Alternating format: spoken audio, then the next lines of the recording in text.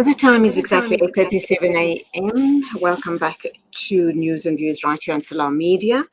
Our next guest is Tahir Maepa. He is a board member of Steinhoff International Compensation Claims Foundation.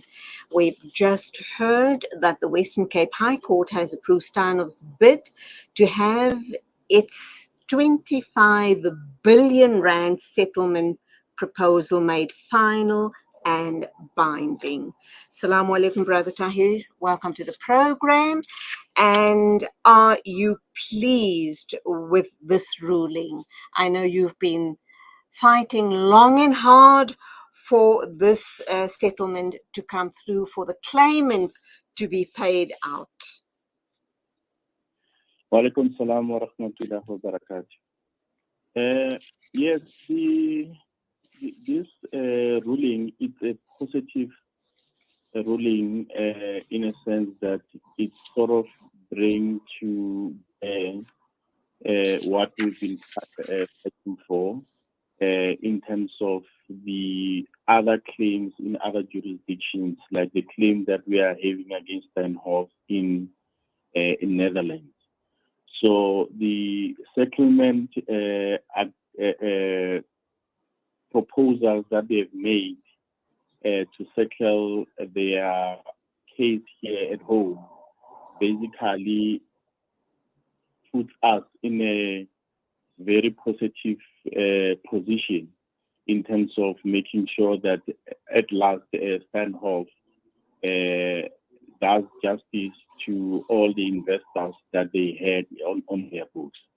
So I'm quite pleased, even though I must say that the manner in which it was done, it was quite strange, because this was supposed to have been a lengthy process that was set aside for a couple of days to take place, and it only took about half an hour.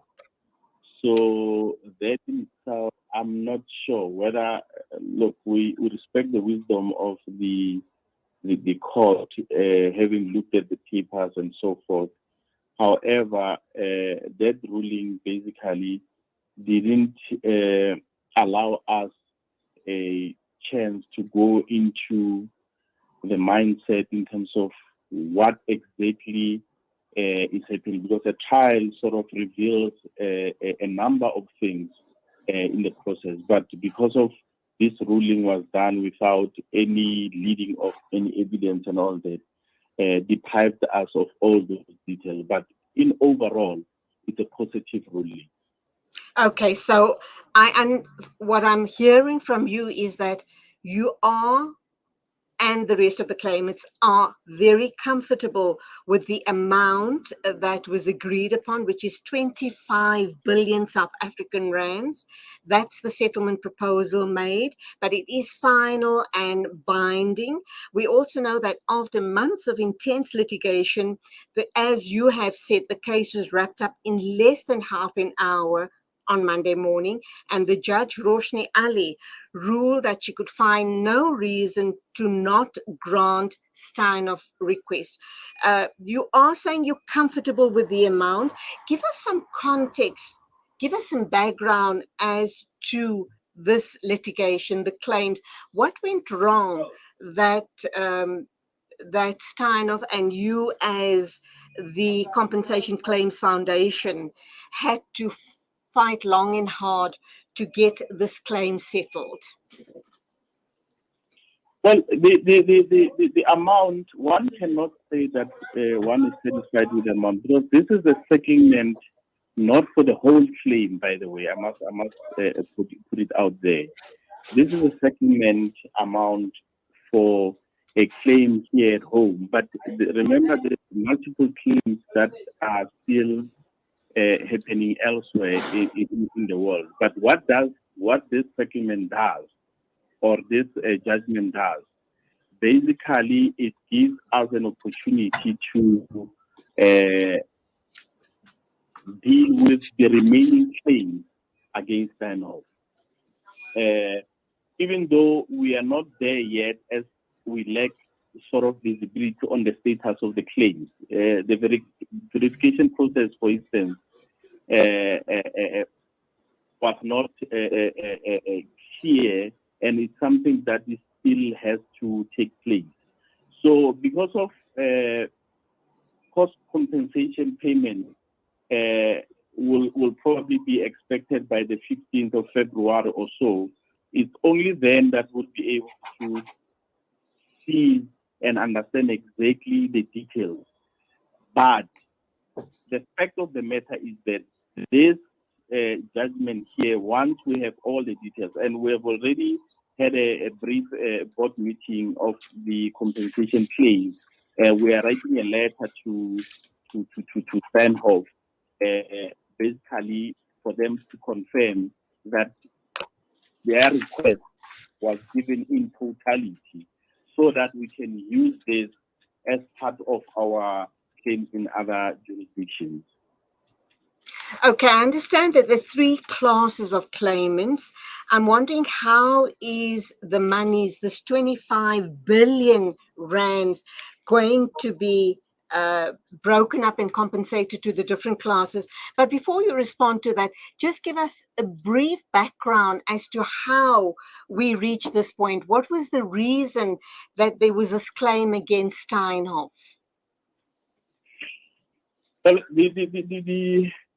this lawsuit against the Steinhoff basically emanates from the happenings of 2017, where Steinhoff basically was caught to have committed accounting fraud, basically giving the impression that the Steinhoff had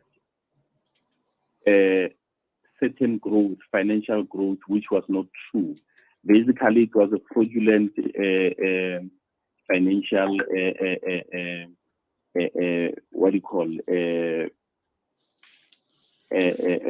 audits that were made. And this was due to a collaboration not only between Steinhoff management, but also the accounting firms that were accounting for Steinhoff. So what has happened is that Steinhoff was the way Marcus Joost and the group did, they've made Steinhoff into some form of a pyramid scheme. I mean, they had over, I think, 1,000 companies that belong to the Steinhoff holdings, which were basically audited by different auditing firms.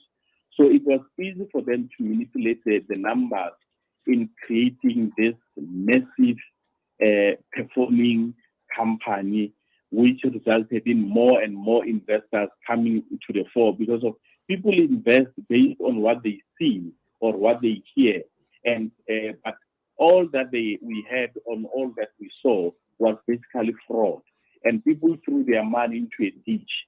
And it's only in 2017 when everybody realized that, in fact, this is not what has been happening.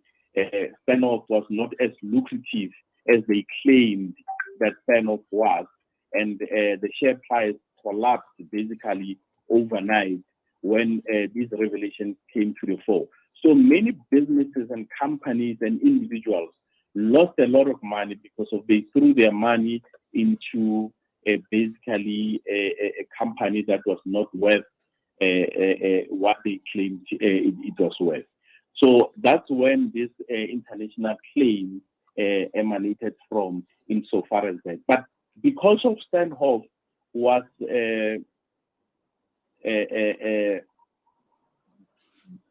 basically operating in different jurisdictions, which means that different laws apply. Right. It made things very difficult because people who, for instance, in South Africa, who invested here, you have to choose very carefully in terms of which jurisdiction that you are going to sue Steinhoff. And sometimes if you elect a wrong jurisdiction in terms of your share papers, you find that it's difficult to recoup that money. So what has happened with this particular case, with this particular settlement, basically Steinhoff realized that, you know what, the more they delay in settling some of these disputes, especially for those investors who are willing to take less than what they've invested. And this is exactly what happened. People are taking whatever that they can take out of Steinhoff. It's like, you know what, losing 30% and getting 70% is better than losing everything else.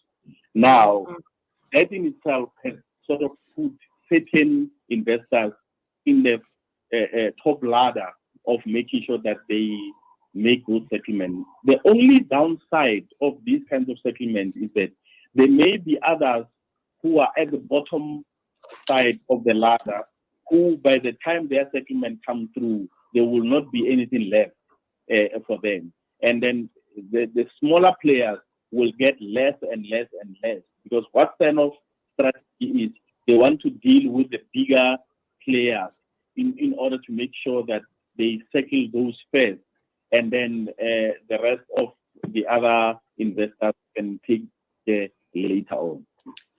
Tahir, that's all we have time for. Shukran very much for sharing that information with us. You've been working long and hard on behalf of the claimants and the shareholders. So may Allah accept all of your efforts. Go well, and Assalamu alaikum to you. Shukran, jazakallah. Assalamu alaikum. Wa alaikum salam. Tahir Maepa, board member of the Steinhoff International Compensation Claims Foundation, talking about that final settlement by Steinhoff International. 8:49 exactly. When we get back, we'll be talking with journalist and author Carnita Hunter. Rejuvenating media day by day.